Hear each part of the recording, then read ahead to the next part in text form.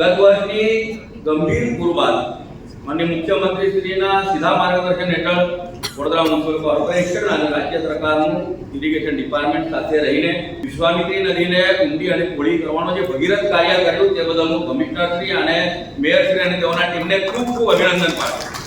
આટલું રેકોર્ડ કામ કોઈ પણ કોર્પોરેશનમાં આખા દેશમાં કોઈ દિવસ થયું નથી કે કોઈ નદીમાં પૂર આવે એક જ વર્ષમાં પૂરની સ્થિતિને રોકવા માટે થઈને આટલું મોટું ભગીરથ કાર્ય થાય તે બદલ કોર્પોરેશનને ખૂબ ખૂબ અભિનંદન. જ્યારે સ્વદેશીની વાત થાય છે અને વડાપ્રધાનશ્રીની જે ઈચ્છા છે વોકલ ફોર લોકલ અને તેની સાથે સાથે વન ડિસ્ટ્રિક્ટ વન પ્રોજેક્ટનો જે મહત્વાકાંક્ષી પ્રોજેક્ટ છે તેમાં વડોદરા શહેરમાં આખા મધ્ય ગુજરાતમાં કદાચ કે ગુજરાતમાં અલગ પ્રકારનું એક અર્બન હાર્ટ સ્થાપન થવા જઈ રહ્યું છે. તેમાં રાજ્ય સરકારે 80 કરોડ રૂપિયાની ફાળવણી કરેલી છે.